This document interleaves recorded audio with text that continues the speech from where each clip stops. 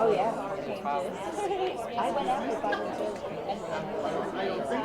and so she could walk and never lived. Okay, I think we're going to get started. For those of you who don't know me, my name is Amy Lillivon. I'm the school adjustment counselor here at the high school, and I'm a member of the youth task force. So I just want to welcome everybody to the first of 3 in a lecture series that the youth task force is sponsoring this spring. I'd like to introduce Cory Scanlon, who came up to school today, and for the first time since I've worked here, we had over 700 kids in the pack, and you could hear a pin drop. It was a very impassioned speech, and I'm sure he's going to replicate that tonight for all of you. When he's done, Jane Dreeben, who's a psychologist in private practice, and Mike Joyce, who I'm sure many of you know, retired guidance counselor from Edgartown, are going to facilitate a dialogue and conversation, and Cory will answer any questions that anybody has. Okay? Thank you. Oh, and right, we're showing a video first. Your circumstances in life,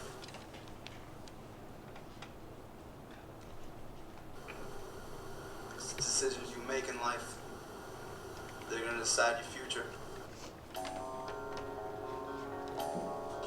thought nothing could happen to me. We thought nothing could. We were invincible when we were young. We thought we had the world in the palm of our hands, nothing could take it away. And all it took was 1 second, and everything changed. 1 second, and everything changed. I don't know. Who's driving? And everything changed. Hey, come on, let's get out of here. Kids just want to get by. It's hard being a teenager. Why do I drink? Well, it helps me unwind. And I've been told I'm pretty funny when I'm drunk. Hey man, came through. Yeah, I know. But what am I supposed to do?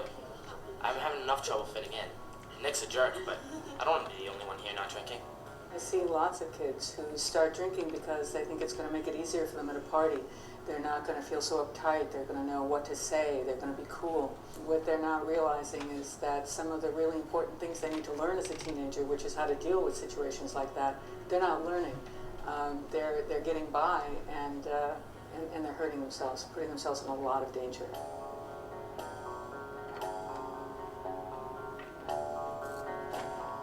A little alcohol loosens me up a bit. It's fun, but I'm in control.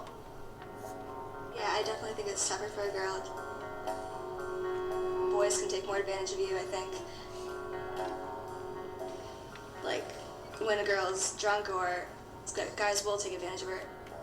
You lose all self-control, and there are just a lot of bad things that could happen to you because you're not thinking clearly. It's just not worth it. All teens in Massachusetts are not doing drugs and alcohol. Most are not. I hate it when everyone thinks that every party teenagers go to, it involves drinking or drugs. If you want to, you can find alcohol, but not all of us want to. So don't believe drinking makes you cool. Every teenager in Massachusetts at some point is going to be at a party at somebody's house where there is going to be drinking and drugs. They're going to really have to make the right decision at a time when it's not easy to make the right decision. This is great. Janice is downstairs, drinking. She's my ride home. Oh no, what are you going to do? I can't call my parents, they'll ground me. Parents and teens need to sit down and be very honest with each other about what's going on out there and the kinds of situations that every single teenager is going to face. A contract, a simple piece of paper, an agreement between you and your parents. The teenager and the parent sits down and they make a contract with each other. And they say, no matter what, if I'm ever in a situation where I think that I'm in danger, where somebody I'm supposed to get a ride home with might have had even one beer or a joint, I will call you. And no matter whether it's 2 o'clock in the morning or middle of the night, you'll come and get me. No questions asked. We can call my parents if we need to get picked up. I made a contract with them. It's a simple contract. Nobody has to end up across on the side of the road.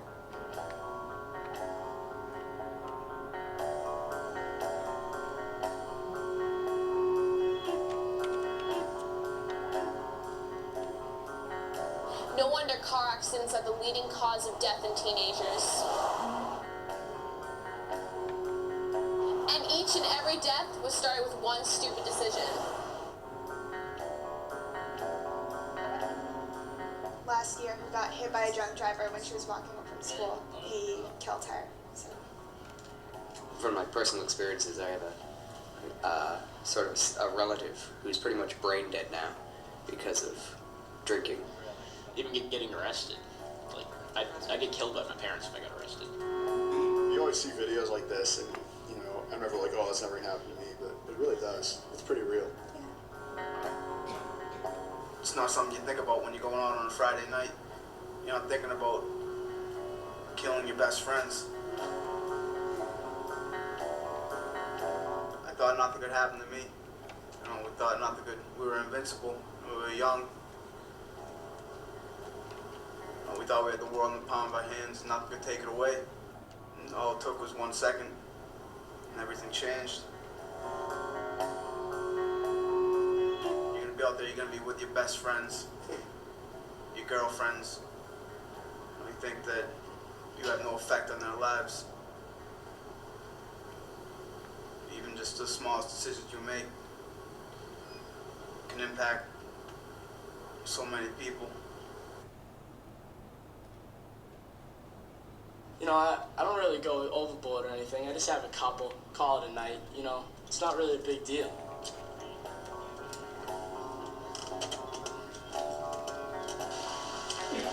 Can I see your license and registration, please? I was gonna head home. You're gonna head home? Okay. I just had like a couple beers. Couple of beers? Yeah. I'm 18. You're 18? Yeah. Okay. Probably know already. You should be having a couple of beers, right? Yes, sir. Okay.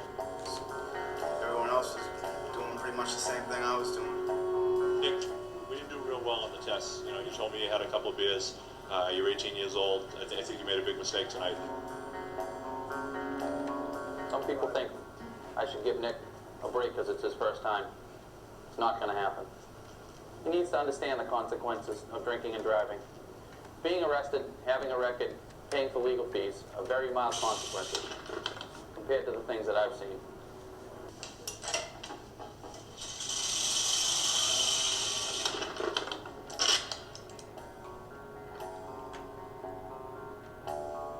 I don't know. Who's driving? I will. I played soccer, I wrestled, and I played baseball. It was a weekend. We didn't have any cares, no worries about anything. Pretty ordinary. Everyone else was doing pretty much the same thing I was doing. I hung out with all my friends, I felt like I was just a normal teenager.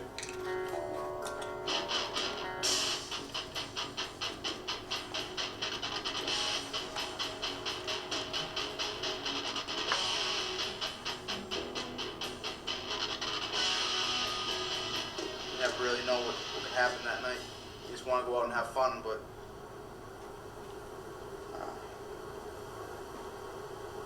it's really not fun. You wake up in a hospital bed and your parents have to tell you that you killed your best friends.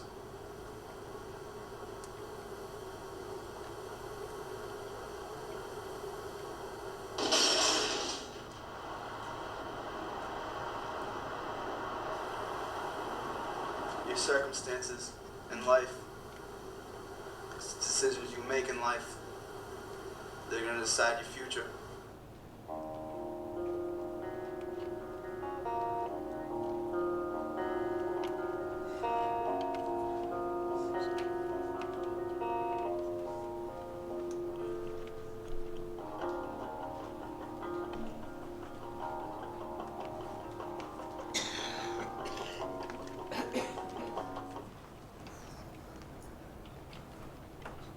Go up here so you guys can see me. Hello. Hi. My name's Cory. This is the first thing I'm not a professional speaker. I don't do this, for a living or anything. So just bear with me. That video, that was me in the video, and it was filmed about 3 years ago, 4 years ago, when I was in the Dedham House of Correction.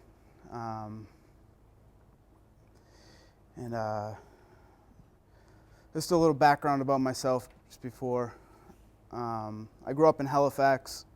I don't know if you guys have even heard of Halifax, really. It's a small town. I think there's one traffic light in the whole town, so, right, exactly.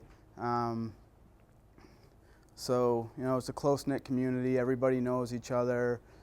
And, growing up, I was a pretty active kid. I played a lot of sports, played soccer, I played baseball. Believe it or not, I did play basketball for a while. That was my life growing up. I played a lot of sports. I was a normal kid growing up.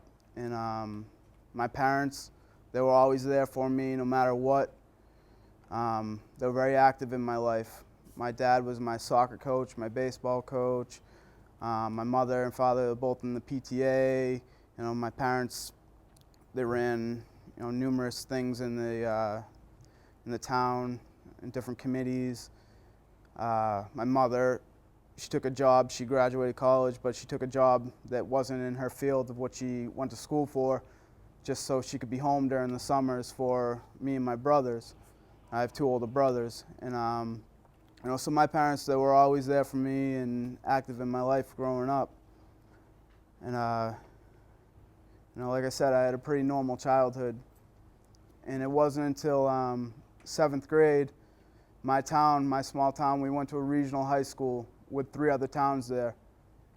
Almost like, the Vineyard out here. All your kids go to a regional school. And so when I got into 7th grade, I met a lot of different kids there that were doing a lot of different things, that I was used to doing, and I wanted to fit in with them. And I started to, in 7th grade, I started to drink and I started to smoke marijuana in 7th grade. I was 12 years old, 13 years old when I started making poor choices like that. But that's the fact, is that that's when most kids start doing those things, is around that time. They start to experiment at that age. And it just escalated from that point on in my life. I got my license, and at that point, I know I didn't have to depend on my parents anymore. I could do anything I wanted to, anytime I wanted to, with whoever I wanted to, because I knew my parents couldn't follow me around anymore. My parents growing up, like I said, they were very protective over me. I always want to know where I was, who I was with, call me if the parents aren't there, I'll come get you. But I just started lying to them about what I was doing. I would tell them that I would be at my friend's house, the parents are home, we were safe, when I'd really be at a party, with 30, 40, 50 kids there, no supervision, everybody drinking. With cell phones, I could do that. I had my cell phone on me all the time, and I'd go outside where it was quiet, and I'd call.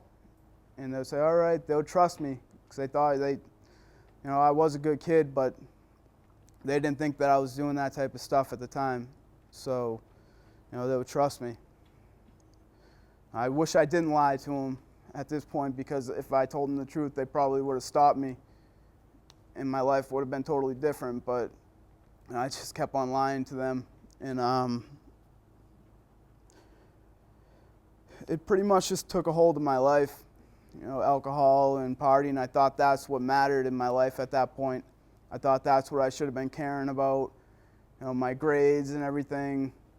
And they took a back seat. My sports that I used to love growing up, that I told you guys about, they were a faint reflection of what they used to be to me. I had everything backwards in my life. My priorities, I didn't know that my grades would set me up for a good future, for a nice college and eventually lead to a nice job, and that job would provide for me and, you know, lead me to a nice future. I knew that, but I didn't really put much value into it. Like I said, I thought hanging out with my friends and having a good time is what mattered in my life at that point.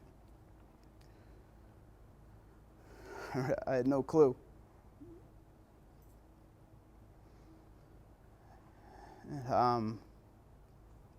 I just barely graduated high school. I never thought I would just barely graduate high school going in freshman year. You know, I used to get good grades, but I just barely ended up graduating. And it was that November after one of my best friends called me up. His name was PJ. And it was a Tuesday night when he called me. He said, "Hey, it's my birthday this Thursday. Let's go out, let's celebrate." So I said, sure, you know, who wouldn't go out with their best friend on their birthday? You know, of course you would. So that Thursday came. I had just gotten off work. It was around 9 o'clock at night. I went home. I got changed. My parents were already getting ready for bed. I told them that I was staying at PJ's house. That's where I'll be for the night, that the parents were there. And they said, all right, have a good night. And I left. And I drove to PJ's. I picked him up, one of my other best friends, Mike, and one of my other really close friends, Brendan. And we decided to go to a bar. We knew a place where we could get into. And we got there, it was around 10 o'clock at night. We all got in. We were all underage. I just turned 19. Mike and Brendan were both 18, and it was PJ's 20th birthday. So, you know, we're just 4 underage kids in a bar somewhere. We shouldn't be there. We're totally out of our element. We don't know what we're doing. At that point, you know, we didn't really understand what life was all about. You know, we thought we were invincible, like most kids think. We're invincible. Nothing's going to happen to us. You know, we thought we had everything figured out.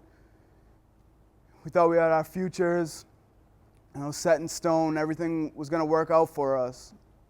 Mike was getting ready he was moving down to Florida. He was going to go to school down there. He was a great soccer player.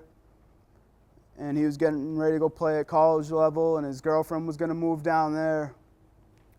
Brendan was going to Mass Maritime. You know, you guys have heard of that school, right, down the Cape. It's a great school. He was going there. PJ was playing junior hockey for the Walpole Stars. He was getting ready to go play at a D1 college in the fall. He was an unbelievable hockey player. He went to high school up in New Hampshire. He went to Tilton High School, you know, which is a great hockey school. And I was a week away from leaving for the Coast Guard. Now, that's something that I wanted to do since I was 12 years old. And I was a week away. My bags were packed. You know, things look good for us. You know, we thought we had, you know, pretty good futures going for us. And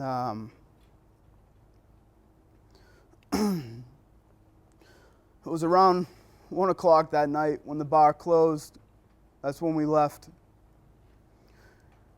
And every time, you know, I tell anybody about this night, this image is still, you know, burnt into my mind when we were leaving. I remember we were walking through an alleyway. I just remember looking up, and Brendan was on my right. And about 5 feet ahead of us, Mike and PJ were walking. Mike was on the left and PJ was on the right. I remember looking up and I can see them laughing. It was November. It was cold out. I can still see the breath coming out of their mouths. And to this day, I still don't know what they were laughing at, because that's the last memory I have of both of them. Both my best friends in an alleyway. I don't even know where that alleyway is.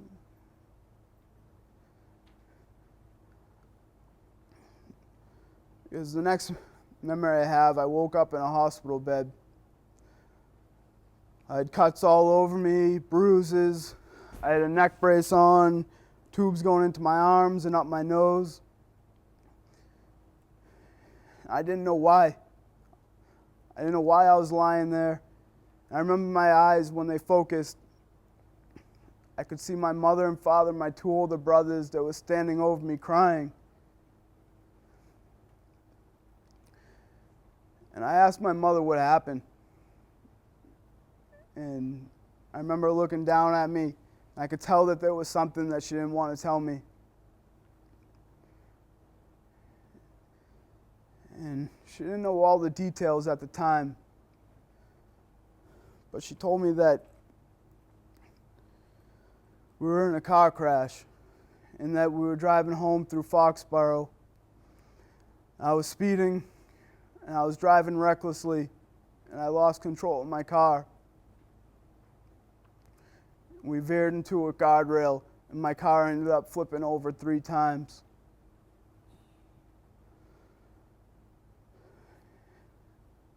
And I just remember her looking down at me.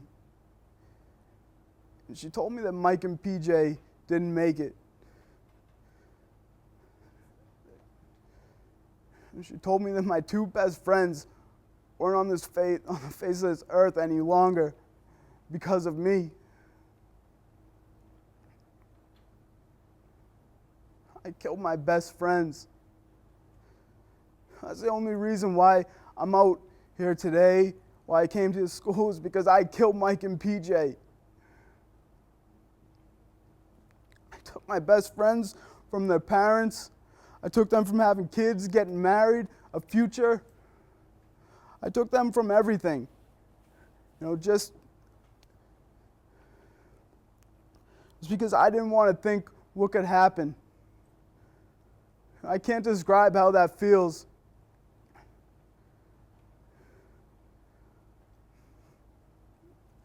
If I just took 1 second that night to think of the consequences, because I knew them, we all know them. You see it every day, you see it in the news, on TV. I knew the consequences, we all did, but we didn't think anything was going to happen to us. Like I said earlier, we were just 4 good kids.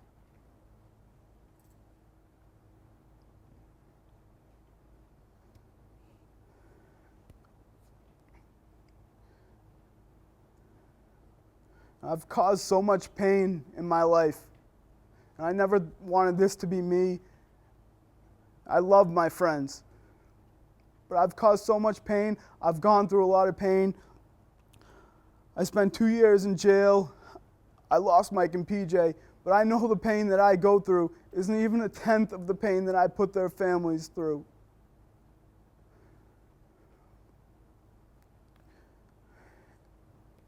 And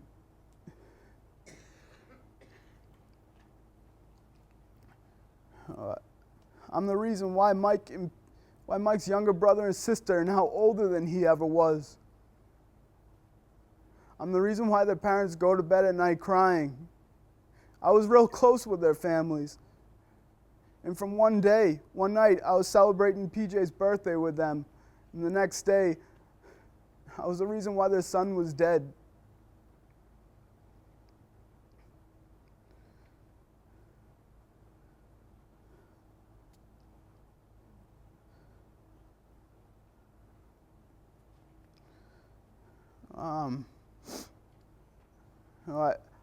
My presentation that I gear towards, that I'm sure a lot of your children heard today,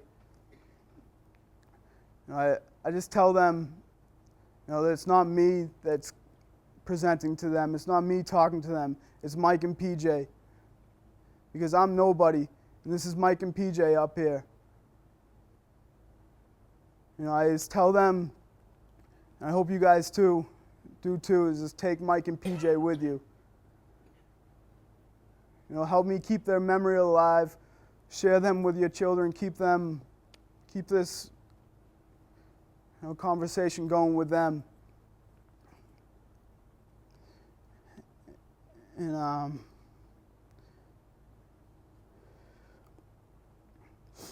just maybe through the actions that they make in the future, maybe Mike and PJ will influence them. So I thank you guys for listening. If you have any questions for me, I'll be glad to answer anything. I will not answer a question. My life right now is an open book. If anybody can gain from it and take something, make it positive, then feel free to ask. First off, thank you.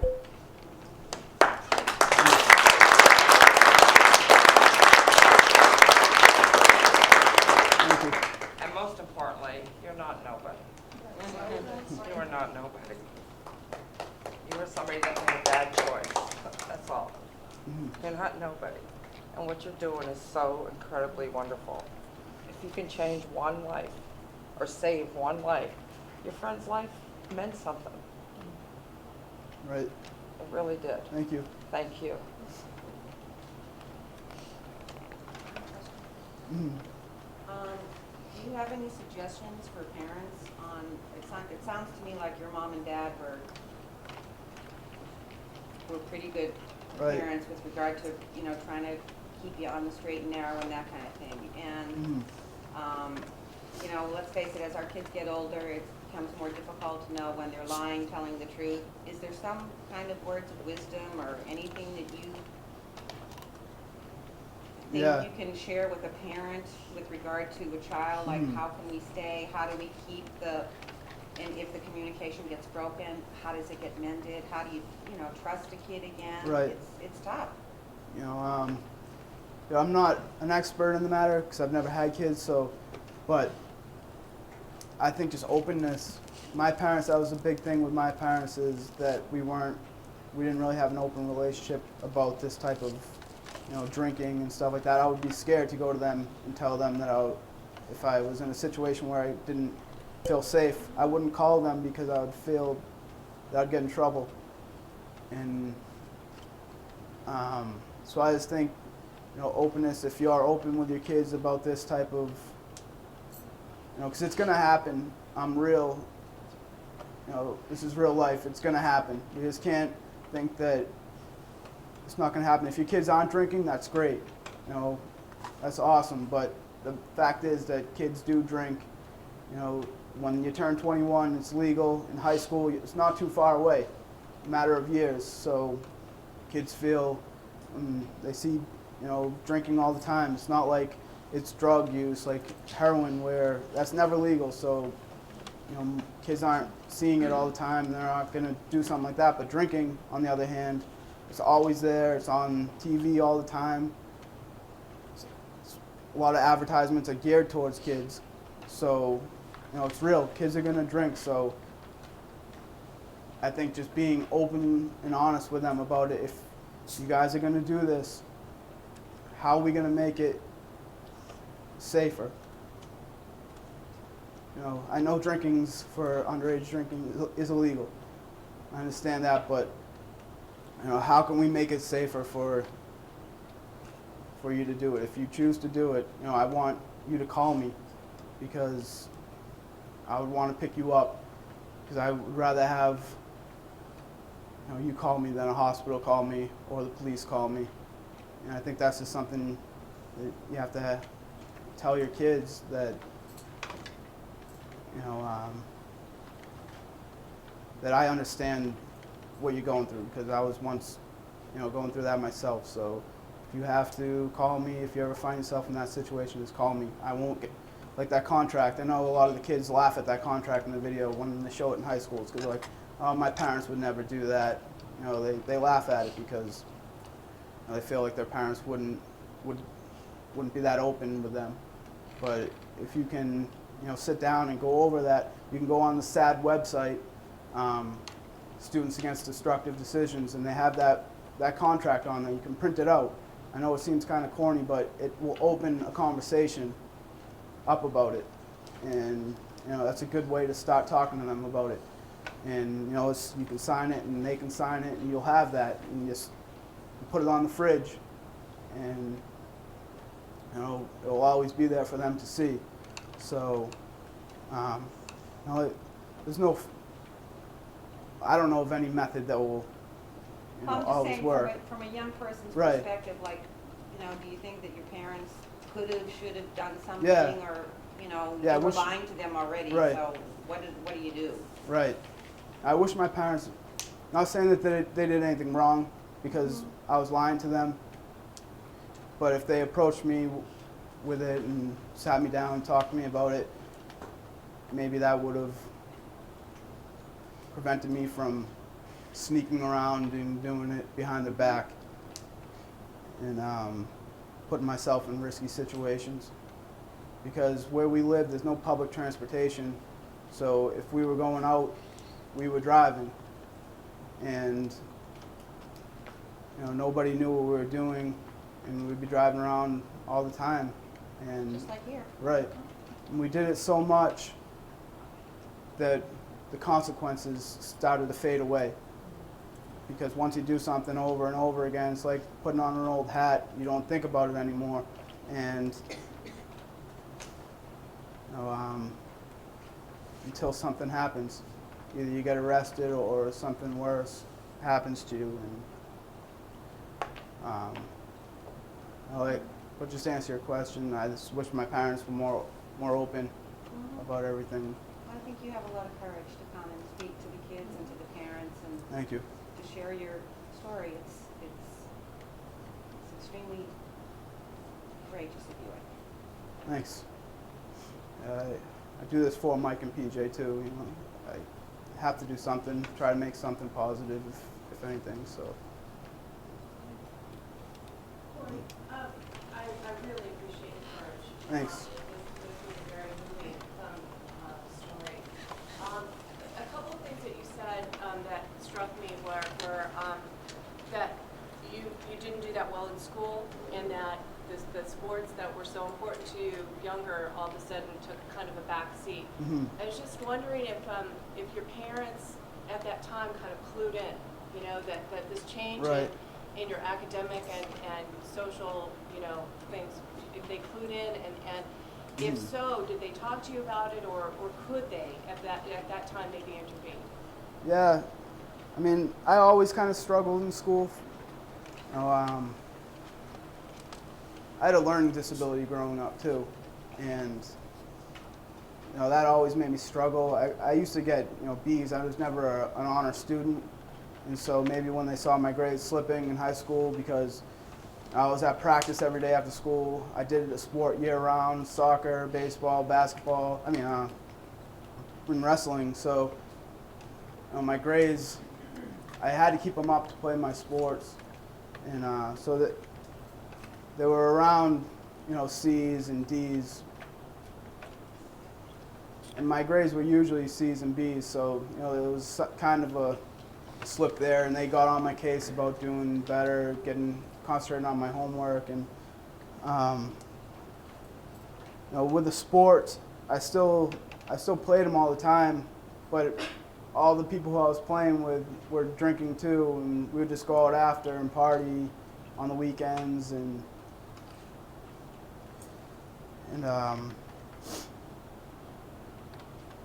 so they still saw that I was really active in sports. So I kind of hid it from them really, you know, to a point where they may have thought that I was actually still doing, you know, that I wasn't really doing that. Because after the fact, my mother said I had no clue. I don't know if she was just, you know, I don't want to say that to make her look bad tonight, because she, you know, she was really active in my life, but I don't know how I pulled the wool over her eyes. And you know, she said to me like one time that she never caught me, so I really had no clue that you were doing it. But I guess if they got on my case more, you know, always wanted me home after practice and on the weekends. Yeah, but I wasn't going to be happy with that. I would have still found a way to go out and do it. You know, if someone wants to drink, they're going to find any way to go do it. And, being a parent is tough. It must be. I don't know what it's like. I want to have kids someday, but I don't understand how tough being a parent is. I mean, there's a lot to handle, and my parents did their best, and I just kind of, lied to them, and I was a bad son to them. So,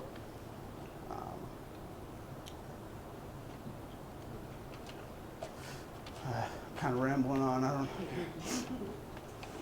Yep. I just want to say that, just by doing what you're doing now, you're making amends to your friends, and I think it's incredibly courageous what you're doing. And I do have a question about, so when you would go out drinking and stuff, were you coming home drunk, or were you staying overnight places? I would stay overnight places when Where I would parents drink. weren't there? Yeah, where the parents weren't there, or we would come in late. It would be at a place where we could leave and sneak out, and then come back, and the parents wouldn't know.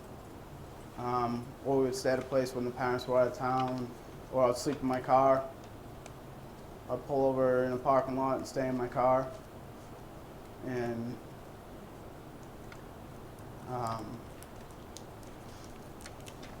I wouldn't really go home too often if I had been drinking.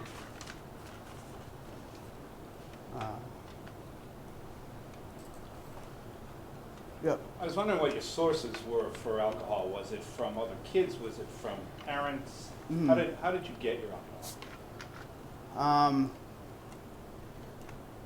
When I turned 16, 17 years old, I ended up getting a fake ID that looked just like me.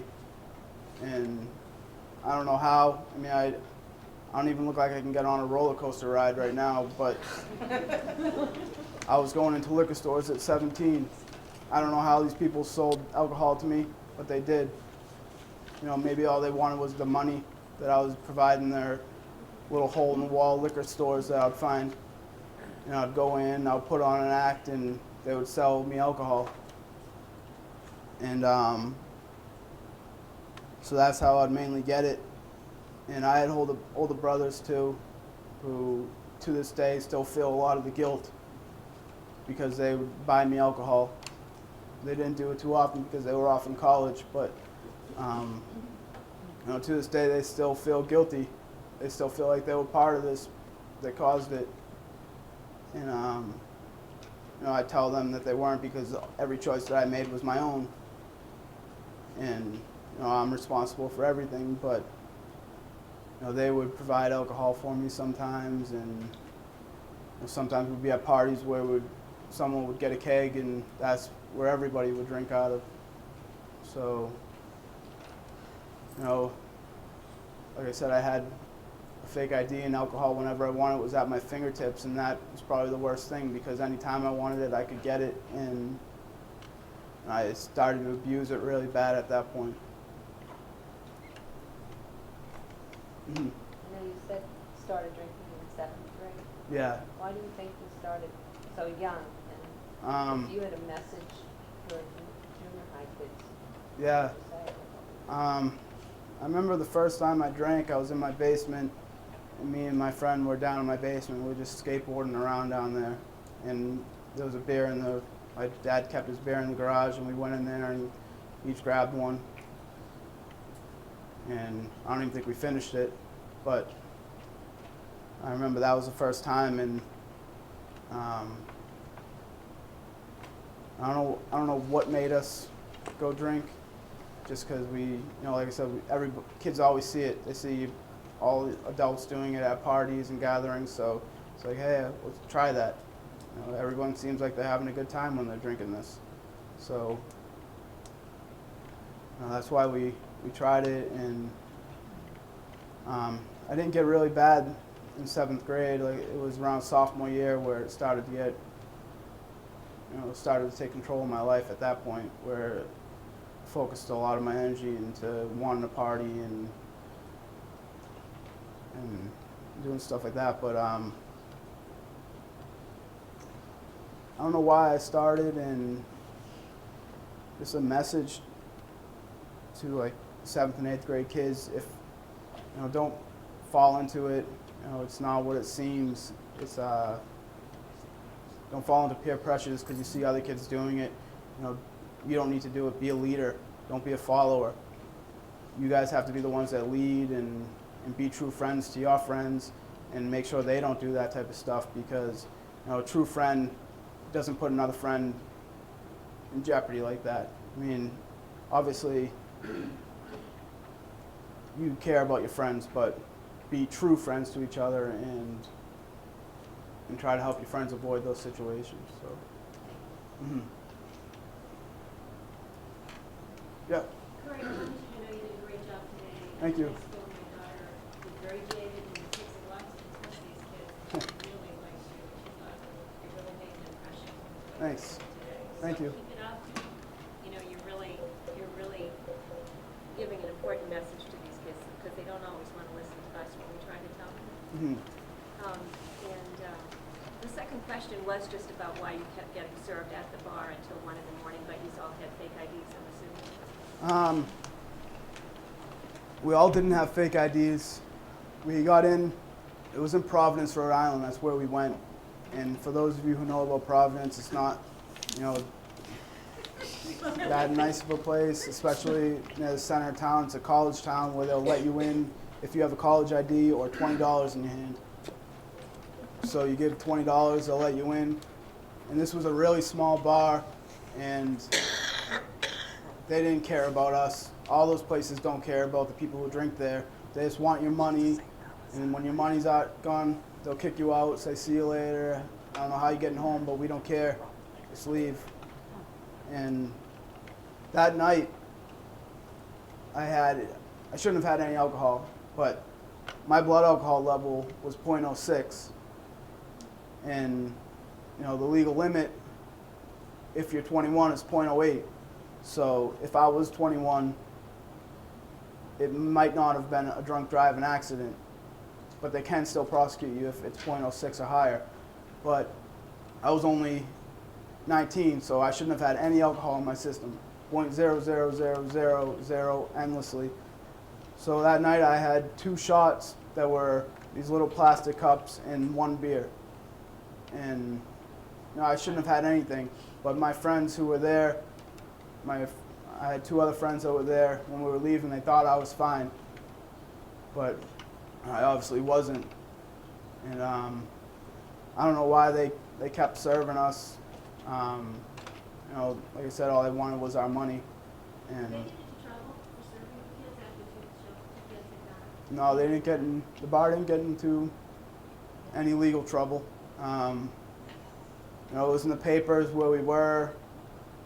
They had the name of the bar, but they didn't get into any trouble.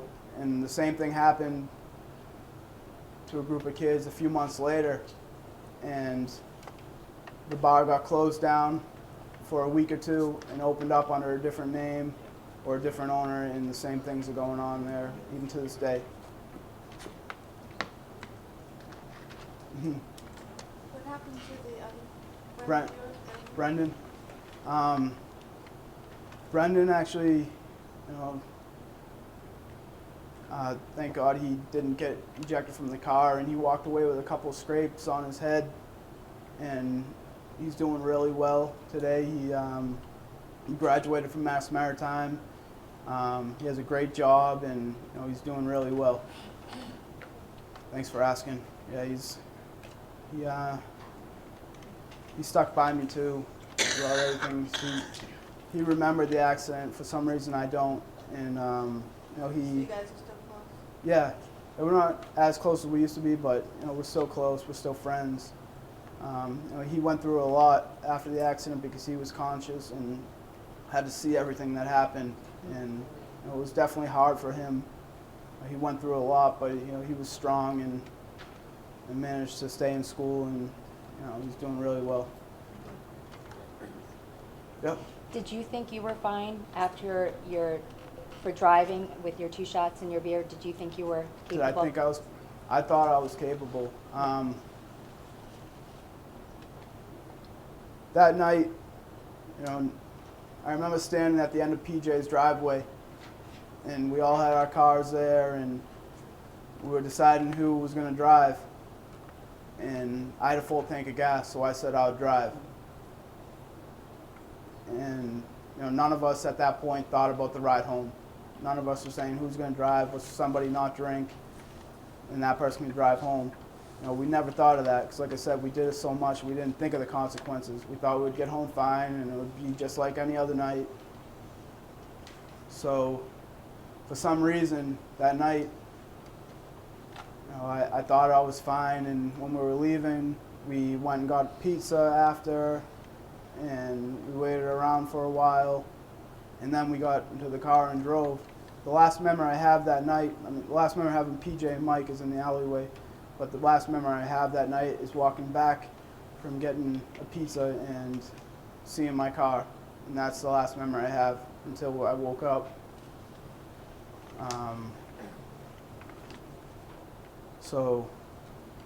But everybody thinks they're fine when they're drinking. That's what the .08 limit does. It becomes the .08 law becomes the I'm fine law or the I'm okay law. It's a judgment call because you never see people leave a party or a bar and blow into a breathalyzer and say, oh, I'm over .08, I can't drive. That never happens. It's like, I'm fine, I can drive, or I think I'm fine. That's what that becomes. That cushion allows people, the opportunity to get behind the wheel after drinking. And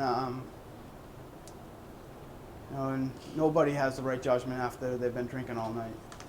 So. Did PJ or Mike have their seatbelts on? No, we were all not buckled up. I don't know why I stopped buckling up when I got my license. My parents always forced me to buckle up every time I drove with them. They didn't start the car until I buckled up. But when I turned 16, I stopped buckling up for some reason. How long does it take to buckle up? A couple seconds. And I thought that was 2 seconds too long. And that night, none of us were buckled up, and I was in the hospital, and there was a state trooper who was at the scene of the accident that night. He came in and he had to arrest me when I was lying in a hospital bed because I couldn't walk. So he arrested me and then started to leave, and he turned around, and before he left, he just stared at me. He turned around and stared at me for a good 2 minutes without saying a word. He said, hey, do you know if you guys were buckled up that night, it would have just been like a roller coaster ride and your friends would still be alive. And then he just turned and left. So that's something I stress to kids too. I have them all raise their hand, see who's buckling up, and most of the time it seems like the majority are, but I tell them that something, first you shouldn't be drinking and driving, but something just as simple as buckling up will save their life too. So.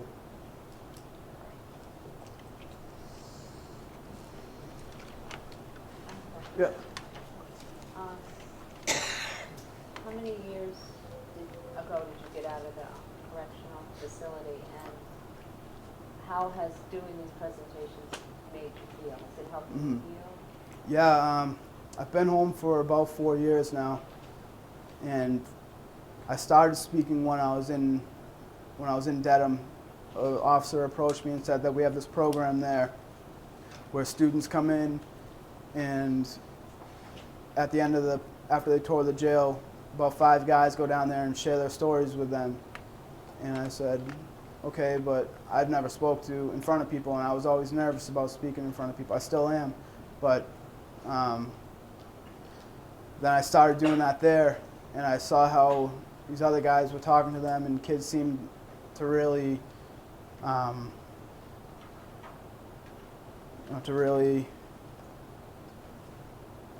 accept what they were telling them, and at the end the kids would tell them something they learned. And we had one guy who talked about heroin. One kid came out and told everybody that he was on heroin and he needed help. So people were making a difference in there, and that's where I really started to get a passion that I might be able to stop this from happening to somebody else. And when I got home, I started going around to schools, and this is like therapy to me too, because I went to therapy and it helped, but not as much as it did, because I didn't really feel like I was doing anything for doing it. So when I come around to schools, yeah, hopefully it helps them, hopefully it helps the kids, and it helps me too. So it's definitely like therapy to me. Thank you for being here. Yeah. You talked a bit ago about how when you had a fake ID, you could get liquor when you wanted, but you'd also be at kids' houses when parents weren't home or parents were out of town. Did you ever have situations where you lived where you were at kids' homes but the parents were there and allowed the drinking to happen?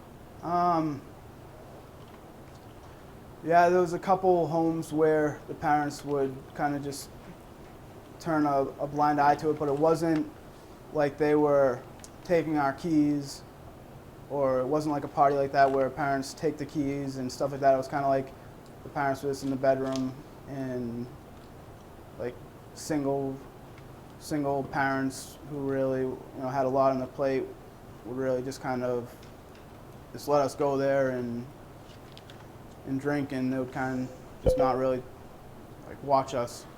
So there was a few houses where the parents would be home, but they weren't supervising us. Did I read in the newspaper that you lost your license for life? Yeah, as of right now, I will never get my license back. When I pled guilty to 10-year license loss, but when I got home, I got a letter in the mail from the registry that said it was revoked for life. I still wouldn't be at the point where I could get it back if it was the 10 years, but so I haven't really looked into if that's. How do you get around? How do I get around?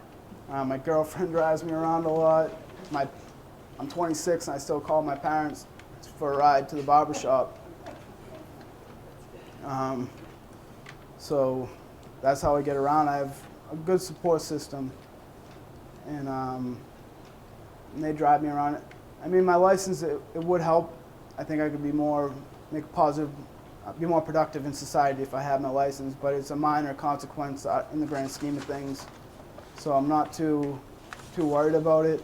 It'll always be an obstacle. I want to have kids, and the day's going to come when my kids are going to ask me for a ride to go to practice, or and stuff like that, and I'm not going to be able to do that. So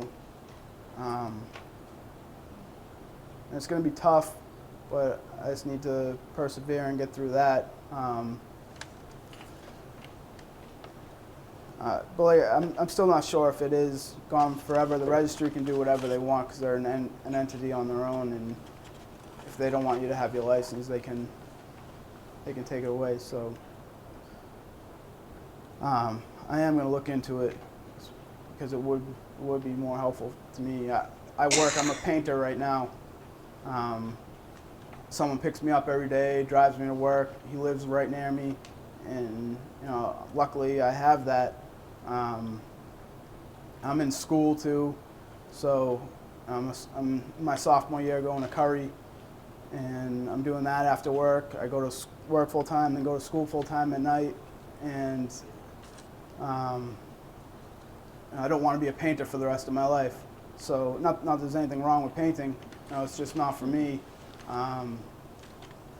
So I eventually want to get into either being a counselor in a high school, and I think I can impact kids through that job, because I don't know how much longer I'm going to be able to come and relate to kids presenting to them. And I will eventually not be able to be in touch with teenagers anymore. So I'm trying to get a job in education right now so I can get a job in the future that will allow me to stay doing this. And I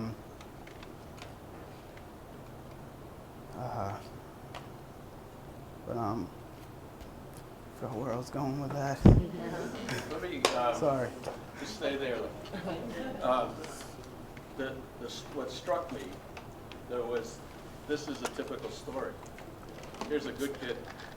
His parents are buying his song. He's going off the deep end. He's lying all over the place, and he knows they're going to trust him. And he took their trust. He said, "Oh, cover. It's a cover. It's a cover for me." And what the task force, as we've gone through and keep examining, and this is the burden that we all have as parents. How do you survive that? Your kid thinks, oh, they love me. They love me even when I'm the biggest jerk going. But they love me. I can play their trust to do what I want to do because I'm okay. I'm all right. I mean, you never got, the thing is, you never got stopped by the police. The group never got stopped before the accident. No. So even though he's drinking all the time and they're partying, somehow you stayed within a boundary, or? Well, that night I thought you meant, but we. No, Yeah, all before that. All before, yeah, we did have run-ins with police officers. They would come break up parties, but they would, at that point, they would just send in people, say, everybody leave, break everybody up. I don't think that's how it is now. I think they call the parents and make sure they come pick them up, because I always had trouble understanding how they just sent people on their way and after they were drinking, but that's changed. And so they would just, if they did catch us, they would just, they really wouldn't hammer it down and make sure that our parents found out about it. So I think the whole scene, I mean, his older brother, I was going to ask you about your older brothers, but you answered it, they bought for you sometime. So even if they saw you drinking, it was kind of part of what was going on. Right. And so it wasn't a big deal. And I think the thing that strikes us as we do our research and meet with the police and do our surveys is the culture on the island that makes it okay.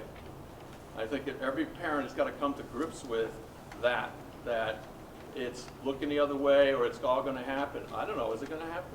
I mean, that's a decision every family has to struggle with. And so it's a real burden, and there is not a good answer. I mean, what were you, if you were his parents and he called you and said, hey, I'm at Bobby's, we're okay, the parents are here. Okay, son. And he's lying through his teeth because he's in a car, or like you said, you went to a quiet spot. You went outside, he was smart enough to say, I can't have background noise. I go to a quiet place.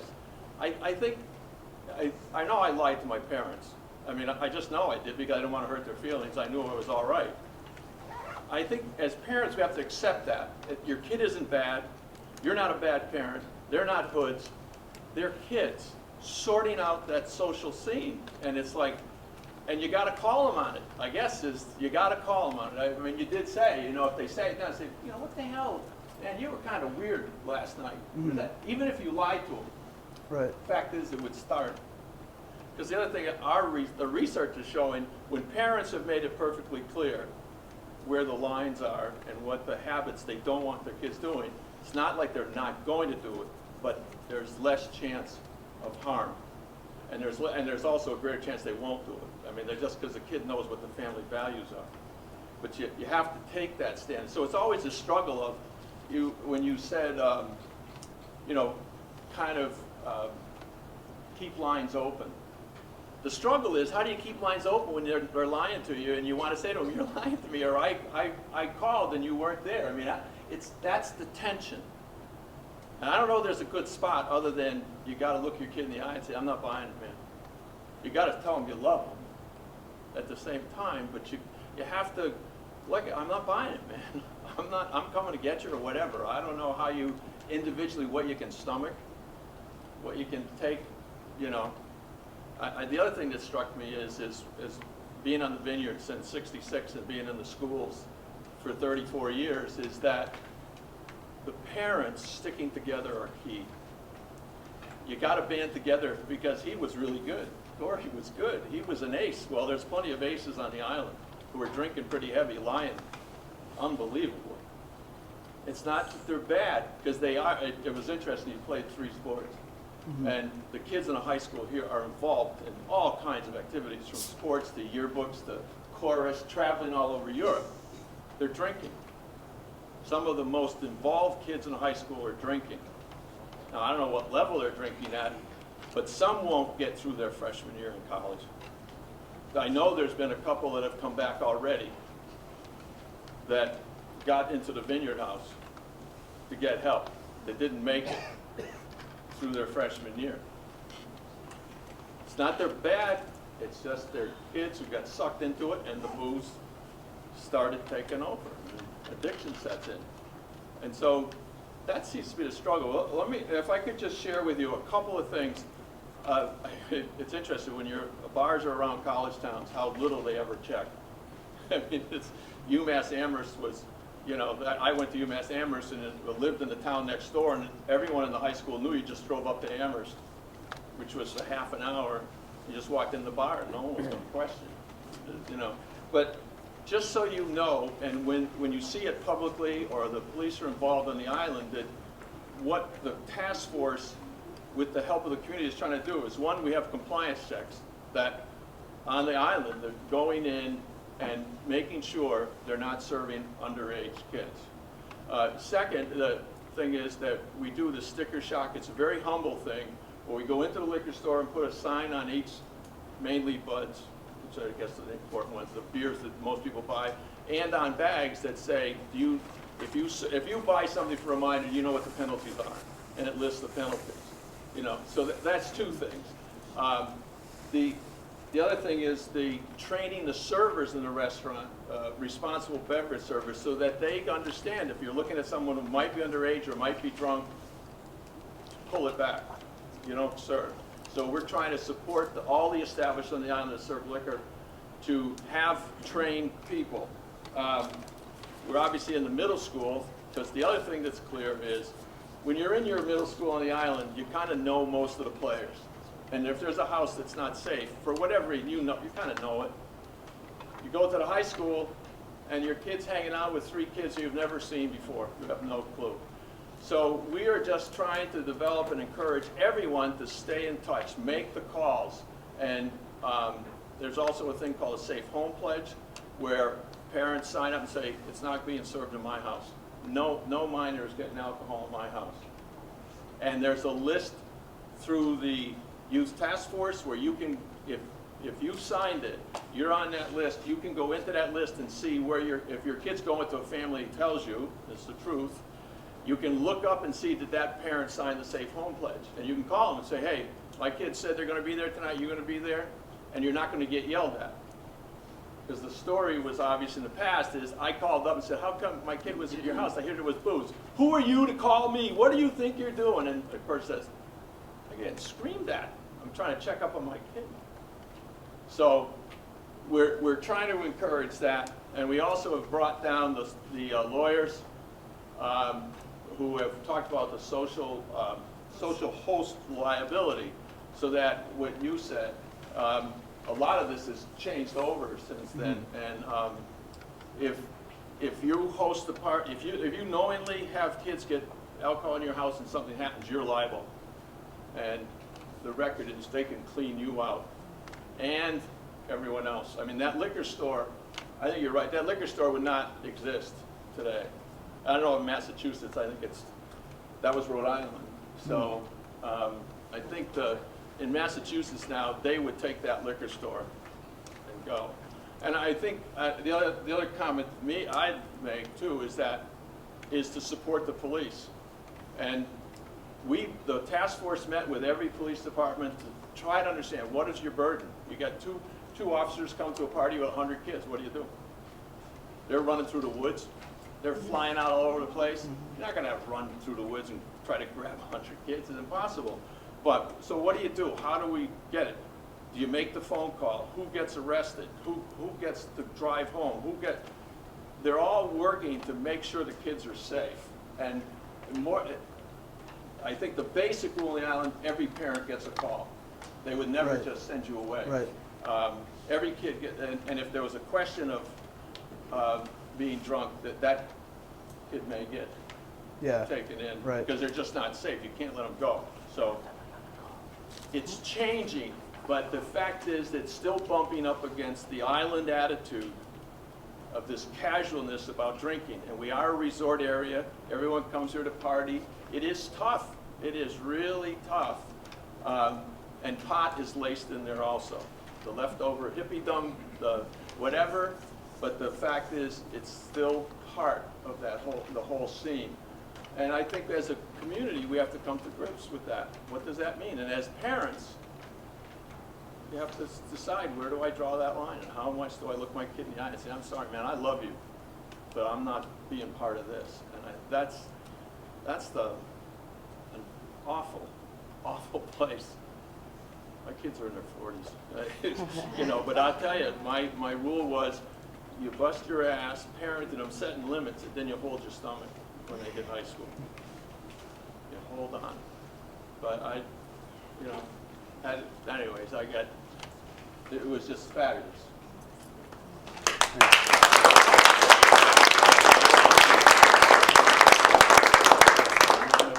I'm just curious about how many parents in here are parents of high school students.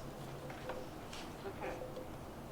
So, you know, one thing I'm really hearing, although I hear how much responsibility you're taking for what happened and appreciate that, there are points of intervention, lots of different spots where there was, you know, sort of between the bar and the, you know, the liquor stores. There's a lot of different places that kind of support it being relatively easy for young people to drink, and that's true here also.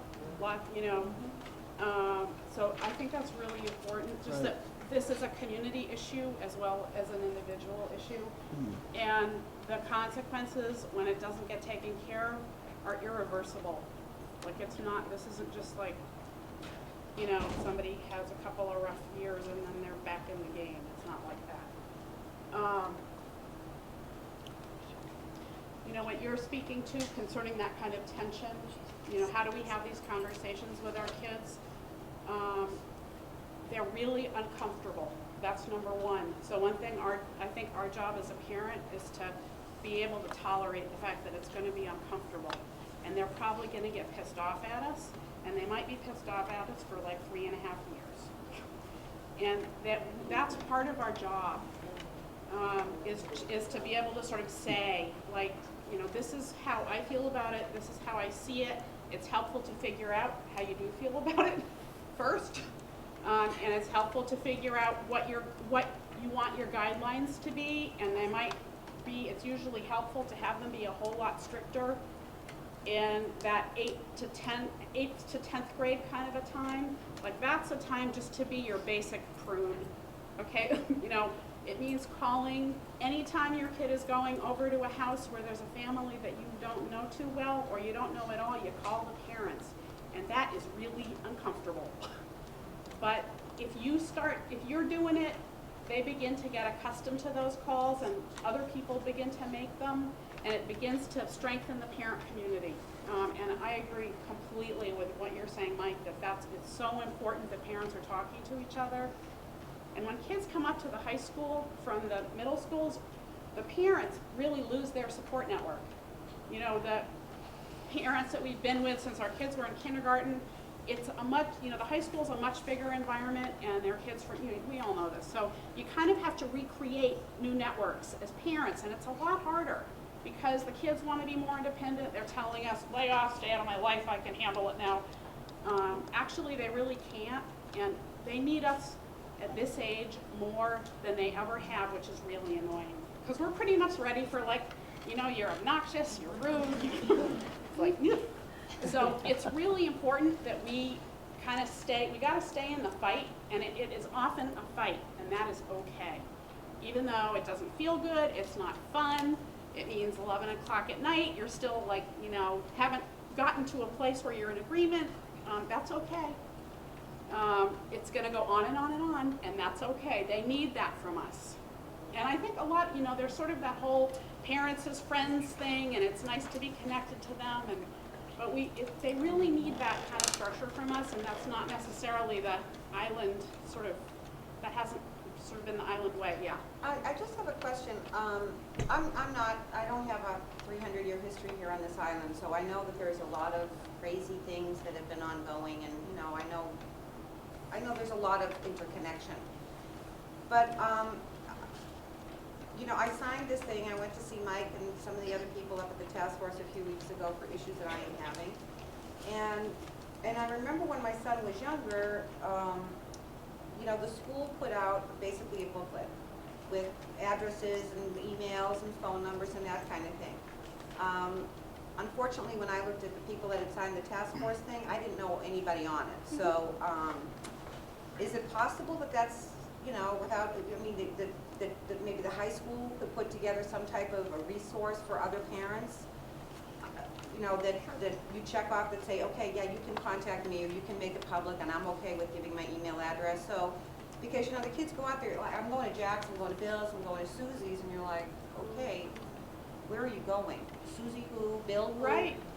The parents' names are never the same as the kids anyway, so you don't know who to call. That's true, but, you know, usually, I mean, even I know that you can call a couple of people and somebody will say, oh, you know what, my grandma knows her grandpa, and I know who that, you know, she married the brother of, you know. And that's, here's their name. That's how I kind of, you know, get the information. But, you know, just because I totally agree with you that, I mean, if your kids get used to that when they're younger, because I am completely guilty of that. My son came here as a freshman, and I didn't know a person on this island, and he started going here, there, and everywhere, and it's like, okay, please, dear God, I know. keep him safe. Absolutely. And it would just be, you know, a reason, whether it's online or whatever, but, you know, everybody's email address, and maybe you're not comfortable calling, you could shoot somebody an email, or pick up the phone, or make, you know, so that the parents do have a resource where everybody's stuff is kind of handy. With the, I'm Jim Weiss, I'm the superintendent of schools Hi. for the Vineyard, and as much as we'd love to do that, we really can't make it available to the whole world as we used to. Back in, well, when I started in this business 40 some odd years ago, we would get everybody's name, address, didn't have emails back then, phone numbers, and send them out. Unfortunately, we can't do that. The Freedom of Information laws really make our ability to do that very limited. Now, we could ask parents if we could do that, and if they sent it back, but at the high school level, getting that back from parents would be extremely difficult in a way that would be meaningful. The sign off on the bottom of the line in the handbook wouldn't be enough to allow us to do that. So, but, I mean, if you put it out there to parents, right. And Groups parents of said, parents I could certainly, agree that you can put my name, address, telephone number, cell phone number, email address, it could be done. Yeah. And the youth task force is doing that. We did do that at the beginning of the school year. Every parent received a Safe Homes Pledge urging them to sign it, check the box, and send it back. So we tried to They could do that, we facilitate can't. And we'll continue to do that each year to try and build the network. It just takes time to get parents engaged and wanting to do it. And I think that, my name's Susan Mercier, actually, I'm a parent here, and I'm also a member of the Youth Task Force, and I'm on a subcommittee of the Youth Task Force called the Parent Engagement Committee. And we are working to make a network. We are working towards having a potluck supper in August or September for all 8th grade parents coming up into the high school. So what I would encourage you to do is every time you see the Youth Task Force logo, respond to that survey, send the email to everyone you know, put it on your Facebook.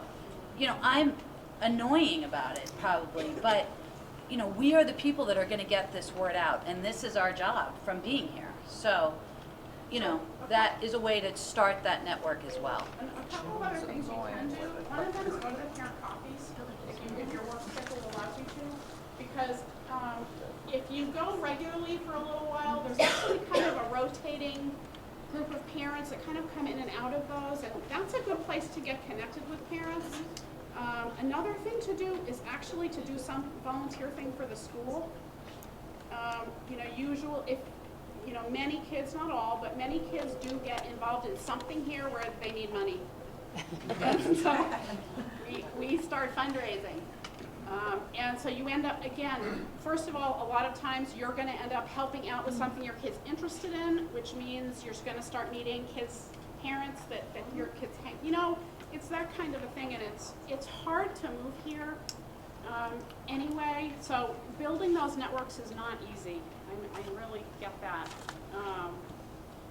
And again, making the really awkward phone call is, you know, hi, my name is blah, blah, blah, we haven't met, I know our kids seem to be friendly, just wanted to say hello, you know, like, that sort of stuff is it's really helpful, however uncomfortable. You know, the party thing, like, you know, this is just something to think about, but the thing I would encourage you to consider is that before 11th grade, if your kid's going to a party at somebody's house, they get to go after you've talked to the parent at the house where the party is. And half the time you'll find out the parent didn't know there was a party. And you just kind of say, can I just check in with you? I understand there are gonna be some kids over. Are you planning to be around for the evening? What's your policy about alcohol use or drug use in your house? I had a really entertaining conversation with a parent of a senior when my daughter was a freshman about this very thing. And, you know, she was very cool, and well, they were going to be in the house down the street, and it's all fine, and your kid's a freshman? Maybe she shouldn't come. But just, particularly like freshman and sophomore year, it really pays off to make those phone calls, however awkward. And your kid will tell you that they're going to hate you for the rest of your life.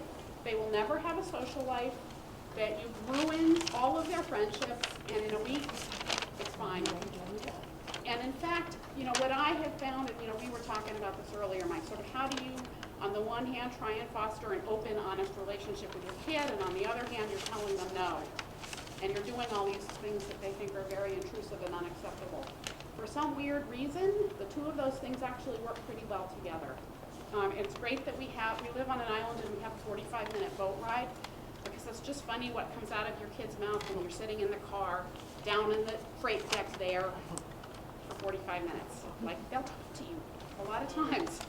So it seems to work actually for whatever reason that, you know, being very clear about your boundaries, sticking to the rules.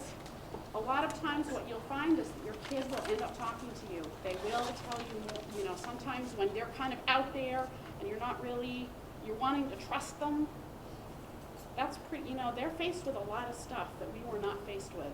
They have a lot of stuff coming at them that we did not have coming at us when we were their age. So.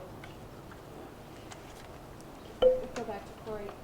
You were saying that you had a good relationship with your parents, and you know they were really involved. But you said they weren't very open about a lot of things. And would that be like you guys? They didn't necessarily sit and talk to you about how they felt about you drinking or doing drugs or all of that. You didn't sort of have those kinds of conversations. We had those kinds of conversations. Like I knew what they didn't want me to do, but we didn't have conversations where they came up to me and said, "But if you're gonna get involved with this, you can call me." So you knew where they stood. Yeah, I knew where they stood. I knew they didn't want me doing that stuff because they were very adamant about me not getting involved in that, and they always talked to me about not doing it.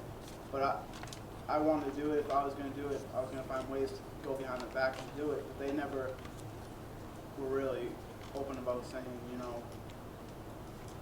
But if it happens, if it does happen, call me, because you can call me. You won't get in trouble because I want you to be safe.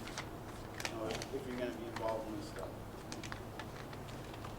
Cory, I personally think that's probably one of the most important things you say.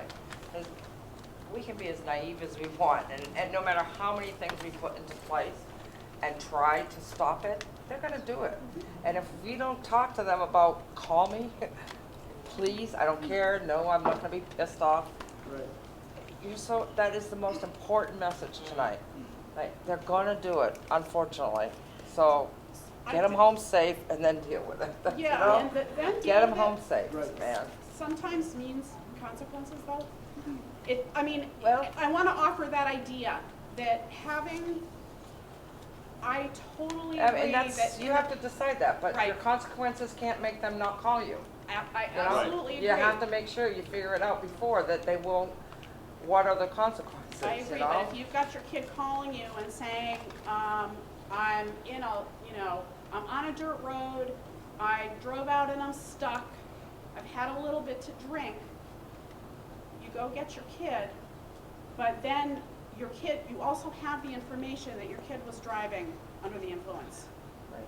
And so a lot of times, what I find here is that parents, it's good to sort of give the kid back some information about whether that works or not. And just talking about it sometimes isn't enough.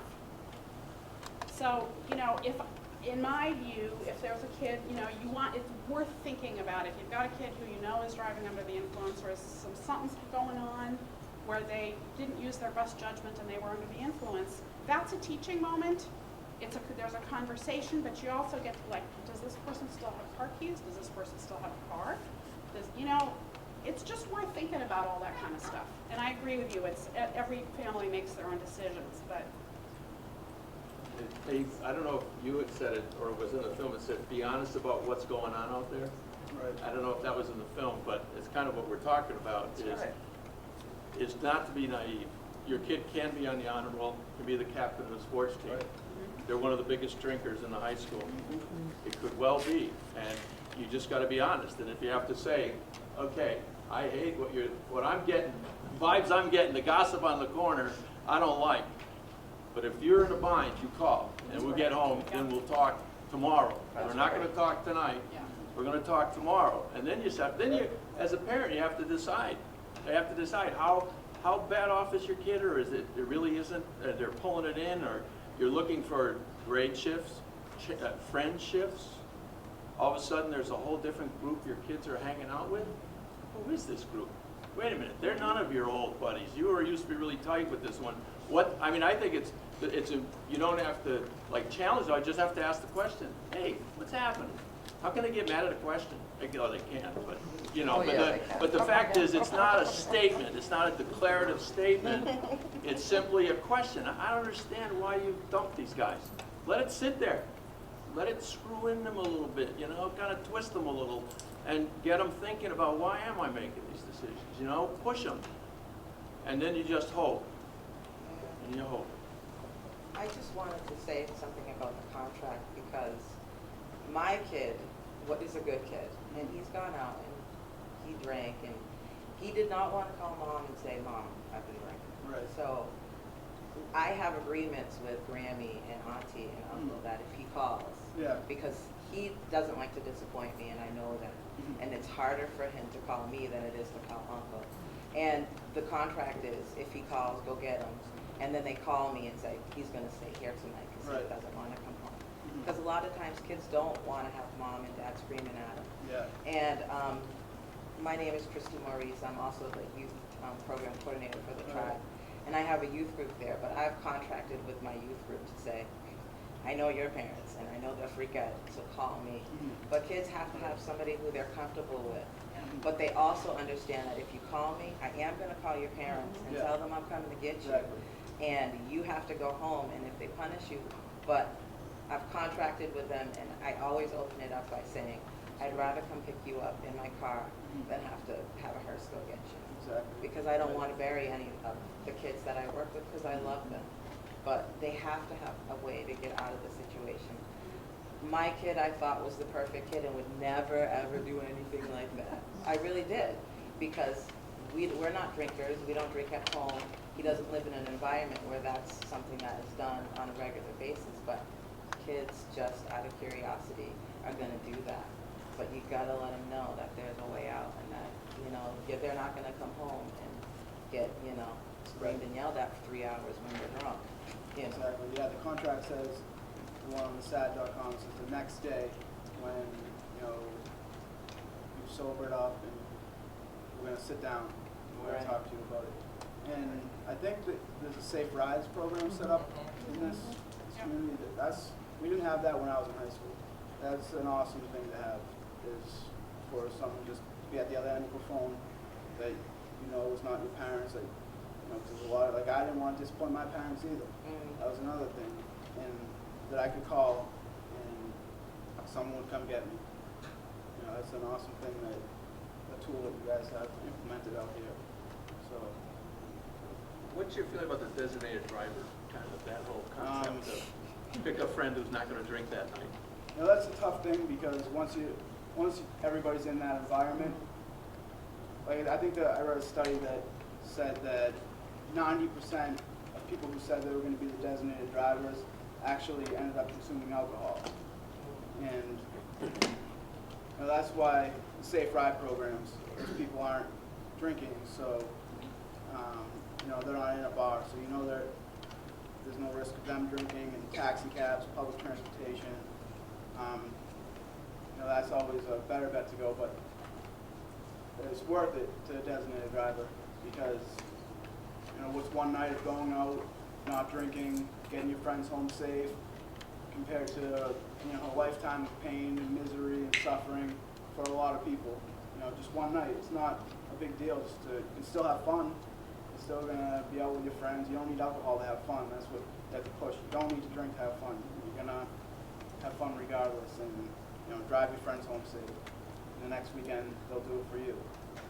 So, you know, it's not a feel-safe way to go about it, but you know, it's definitely worth. Well, if a kid really didn't drink. Right, if a kid really didn't drink, then he's in control of his friends saying, hey, sit in the back. Right. Yeah, that's always another thing too, when you're driving in a car with a bunch of people who have been drinking, you know, you never really know what they're going to do too. So. Yeah, I guess that's what struck me about your story, Cory, is that you think about, you said you had 2 shots in a beer. Like, that's not, in my scope of a night of drinking, that's not a lot. You know, and that's what really struck me, is that, and you went and had a pizza, and you went back to your car, and this awful thing happened to you and your friends. And that struck me, and the other thing that really struck me was when you were 7th grade, and you went and had the beer, and you were thinking back about, you know, why did we drink? Well, you know, we saw people around us drinking. It's what our parents do, or what people in the community do. It's what adults do. And I think we need to think about that as parents. Yes, it's legal for us to drink, and I'm not saying that we shouldn't drink, but we're modeling for our kids. You know, so when we drink, or when we drink and drive home, or when we're, you know, we need to think about that and talk about that.